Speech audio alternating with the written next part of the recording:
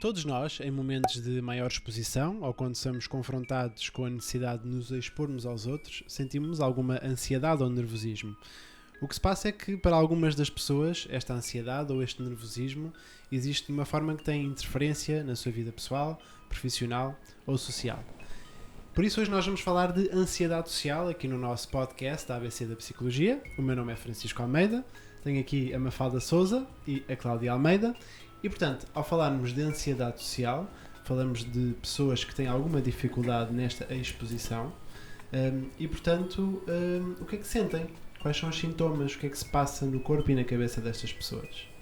Então, acima de tudo, estas pessoas começam com um conjunto de pensamentos negativos e de uma elaboração da situação muito negativa. E isto faz com que o corpo reaja, não é? E, portanto, naturalmente, os níveis de ansiedade destas pessoas aumentam. Logo, é isso, não é? Logo, os tremores surgem, as mãos transpiradas, os suores, as palpitações, muitas vezes até alguma dificuldade em respirar, e habitualmente estes são os sintomas que estão muito associados também à fobia social. Contudo, estes sintomas e a forma como as pessoas acabam por interpretar os sintomas também fazem com que estes sintomas muitas vezes sejam visíveis aos olhos dos outros, não é? Por exemplo, pegando nos tremores, alguém que pegue no copo e que esteja em contexto social com um copo na mão, habitualmente a tendência é apertar cada vez mais o copo e, portanto, isto é ainda mais visível, não é? Sim. E, portanto, muitas vezes o que nós vemos estas pessoas a fazerem é evitarem as situações, não é? A procurarem fugir da interação social, tudo o que seja colocarem-se num contexto onde se sintam muito desconfortáveis. O que se calhar tende a reforçar um bocadinho o que se passa na cabeça e no próprio corpo, não é? Sim, acaba até por ser um ciclo vicioso, porque depois se não te colocas numa situação que te causa ansiedade, portanto este evitamento ou muitos dos comportamentos de segurança que as pessoas vão tendo, acabam por reforçar esta ideia de não ser capaz ou de facto não vai correr bem e como tal eu já nem me coloco na situação. Portanto, vai reforçando um bocadinho os tais pensamentos negativos que a Cláudia estava a falar de não ser capaz de estar em contexto social, de se sentir de alguma forma diferente, descontextualizado, passar alguma vergonha. Se eu evito isso, isto vai reforçar essa ideia. Sim, e na verdade esta vergonha está a vir de onde, não é? Porque mesmo que todos nós em alguns contextos não nos sintamos propriamente confortáveis, não é? E temos de nos esforçar um bocadinho a experimentar esse desconforto. Para muitas destas pessoas há ali barreiras psicológicas que são difíceis de ultrapassar e têm uma forma de pensar muito característica, não é? Que nós conhecemos também da prática clínica. Que exemplos é que nós podemos dar do que vai acontecendo e do tipo de raciocínios que as pessoas têm nas situações sociais? Estamos a falar de um conjunto, não é? De uma construção de crenças que vão sendo associadas muitas vezes desde muito cedo. Estamos sempre a falar aqui, na maior parte das vezes, do impacto também familiar, da forma como estas pessoas acabam por perceber e percepcionar a interação social e a mensagem que muitas vezes é passada até pelos próprios pais. E, portanto, as crianças acabam por estar muito centradas em eu sou um idiota, ninguém vai perceber o que eu estou a dizer, está aqui muito associada à humilhação. Não é? Fazer má figura, não é? São crenças muitas vezes até de valor associadas a este tipo de momentos e de contextos. Isto acontecerá mais facilmente nas pessoas que têm também uma autoestima mais em baixo, não é? Exatamente. Uma questão mais pobre. Sim, será a questão central no fundo, não é? Portanto, como não tens aqui uma imagem muito positiva de ti, já te coloca desde logo quase numa postura inferior em relação aos outros. Portanto, num contexto de interação social isto surge.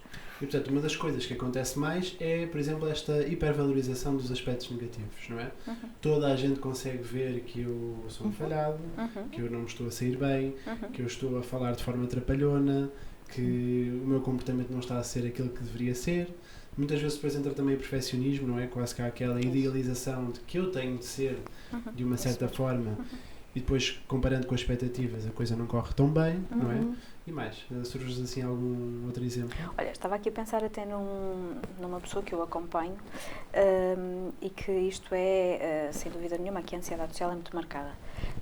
Estamos a falar de uma pessoa que se isolou de tal forma que até para ir comprar qualquer coisa à tabacaria isto é um problema. Portanto, o sair de casa, ir comprar uma revista e voltar, está aqui associado a um conjunto de pensamentos negativos sobre si enormes que, esta pessoa pessoa que já me conhece desde sempre, desde pequenino, o que é que ela vai pensar sobre mim? Que eu não faço nada, que eu estou aqui a viver às custas da minha mãe. Pronto, é aqui uma elaboração sobre si próprio que acaba por ser projetada no outro. Sim.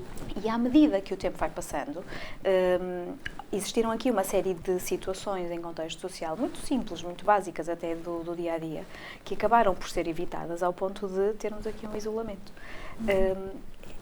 A fobia social vai-se verificando muito desta forma, não é? E este tipo de pensamento que a Cláudia está a falar, acho que é dos mais comuns. Portanto, tu assumires que sabes o que é que o outro está a pensar. Não é? Portanto, de certeza que a pessoa vai pensar, lá está, que eu vivo às custas da minha mãe, ou de certeza que o outro vai perceber que eu estou completamente ansioso e que estou aqui a dizer algum disparate.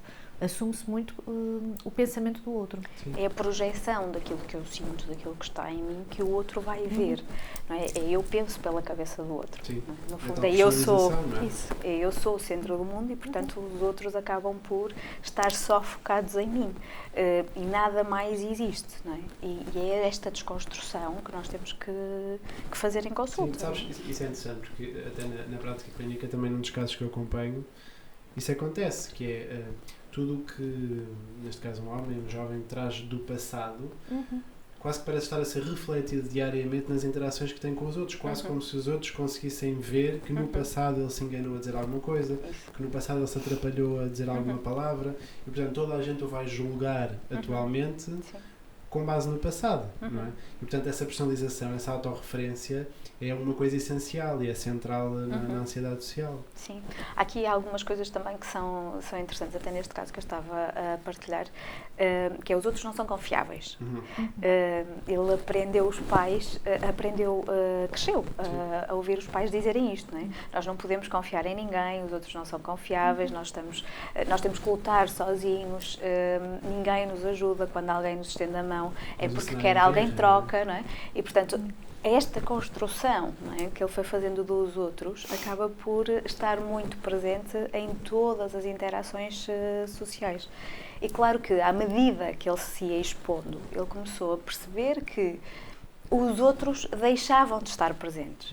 Isto que acabou por acontecer, e é muito engraçado depois de explorarmos isto em sessão, aquilo que acabou por acontecer foi a postura dele em contexto social, como era cada vez mais fechada, isto foi fazendo, exatamente, isto foi fazendo com que os outros acabassem por se afastar e distanciar, porque ele também não estava disponível para estar na interação. E depois é muito engraçado perceber esta dinâmica, não é? Quer dizer, se os outros não me valorizaram, se os outros não estiveram lá, se os outros não fizeram nada, se não se mostraram interessados em mim, portanto eu... Exatamente. É quase aqui aquela lógica da autossabotagem e da autoconfirmação, não é? Eu tenho tanto medo disto que eu vou acabar por me comportar desta forma e isto vai-se verificar. E verifica, não é? E habitualmente é um bocadinho isto que vai acontecendo nestes contextos de fobia social. Invariavelmente nós vemos isto na prática. É uma vinculação que foi muito pautada pela crítica, ou por outro lado pela rejeição. Não é? Portanto, todos os momentos de vulnerabilidade quase que foram vistos como fraqueza. Como falha. Sim, como falha. E, portanto, quanto menos exposição houver, menor é o risco que os outros apercebam que falhamos. Portanto, vamos começar a evitar ao máximo a interação, tudo o que nos ponha em xeque. Não é? Por isso é que acho que é algo que é importante também estar atento mesmo nas crianças, porque de facto é nestas alturas que se vai começando aqui a ter alguns episódios de alguma forma que marcam. No intervalo, alguma coisa com um colega, ou com algum amigo que fez algum comentário. Então, isto vai ser interpretado de facto às vezes de forma muito negativa e nem sempre os pais, se calhar, valorizam. E aqui pegamos até pela questão do ok, ele é tímido, ele é uma criança, isto é uma criança tímida. É importante distinguir quando é que estamos realmente a falar de uma criança tímida que simplesmente pode não estar tão à vontade, mas vai ganhando alguma confiança. Outra coisa é uma criança que se isola e que evita uma série de interações sociais que depois, lá está, na vida adulta, acaba por ter um bocadinho este impacto. Eu vejo a mesma questão na distinção entre aquilo que é uma pessoa introvertida e extrovertida, não é?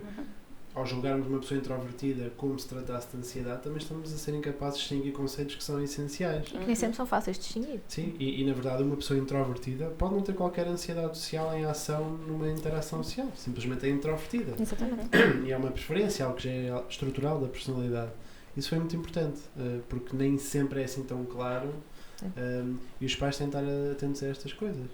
Sem dúvida. Sim, e acima de tudo é importante perceber que a timidez muitas vezes faz parte e é uma das características de personalidade, não é? Pronto. Certo. E Tal na como tem a sua timidez, fase, não é? sim, exatamente. E na timidez não existem estes pensamentos, esta elaboração Exatamente. negativa de pensamentos, e por muito que as situações até sejam desconfortáveis, não há inibição, não há o evitamento e os níveis de ansiedade não sobem, não é? Mesmo que estejam presentes, não são tão exacerbados como na fobia social. Portanto, quando falamos nesta distinção, é importante ter em conta essencialmente estas diferenças. Sim.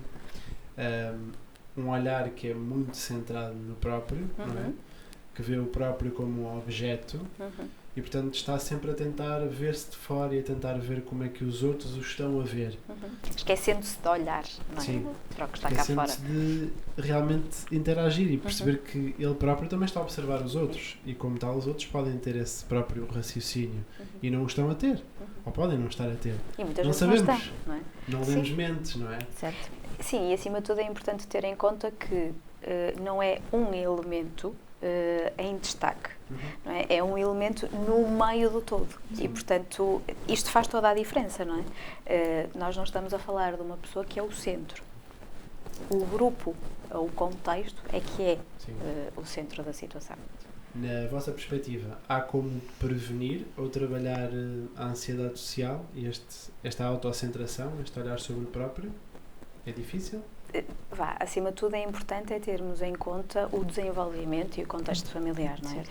E acima de tudo, se nós pegarmos um bocadinho naquilo que estávamos a dizer, trabalhar a partir daquilo que os pais também vão passando aos filhos, tentarem perceber, porque é normativa em algumas faixas etárias, a ansiedade de separação está ali muito presente e isto muitas vezes é interpretado também como a ausência e a dificuldade de estar em contexto social, de estar em interação, e aqui é importante é que os pais estejam atentos e a forma como lidam com estas situações não é tanto no sentido de desvalorizar o que estás a sentir ou então a de apontar o dedo, que é, vá lá, tu então, tu não vais brincar, então tu até parece que não és capaz. O meu filho é assim, porque muitas vezes é isto, não é? Remetem muito para as características de personalidade, em vez de criticar e de apontar o dedo, é muito mais deixa lá, não te preocupes. Os teus amigos também ficam nervosos às vezes quando estão a brincar. E desvalorizar no sentido de normalizar E de validar um bocadinho, e de validar aquilo que exatamente aquilo que está ali a acontecer. acontecer. E como adultos, é mais difícil trabalhar isto? Como adultos, tens já aqui a crença, no fundo, um bocadinho mais já estruturada, já passou Cristalizada, por uma série de situações em que se calhar isto foi sendo confirmado. Portanto, agora temos que desconfirmar isto através da exposição, portanto, colocar a pessoa de facto nos contextos que tanto lhe causam ansiedade, quebrar um bocadinho com este evitamento e começar aos poucos a colocar-se nas situações, dando-lhe aqui se calhar algumas estratégias também para ir gerindo a ansiedade e perceber que de facto, eu sou capaz de estar em interação social, sou capaz de estar num convívio, num grupo e lidar com isto sem que a ansiedade escale por aí fora. E reestruturar também um bocadinho estes pensamentos que estão associados, esta interpretação que é feita. É muita percepção que se tem destes momentos e destes contextos. Não é? Aliar o trabalho a nestas duas grandes áreas, sim. É por aqui que nós trabalhamos a ansiedade social. E é por isso que o trabalho psicoterapêutico pode ser um bom primeiro passo e nós estamos aqui disponíveis para trabalhar consigo. Por isso, olhe um pouco para a sua vida. Se lhe é complicado falar em público, falar ao telemóvel, pedir alguma coisa num qualquer contexto social, ir a convívios, a festas, estar rodeado de pessoas, então pense se a ansiedade social não será uma realidade para si e se não está na altura de começar a trabalhar um bocadinho como se percepciona e como percepciona todos estes momentos, todas estas interações. Portanto, mais uma vez, conte connosco. Obrigado por nos ter acompanhado. Estaremos aqui num próximo podcast. Siga-nos nas redes sociais, subscreva o nosso canal no YouTube e até à próxima. Até à próxima.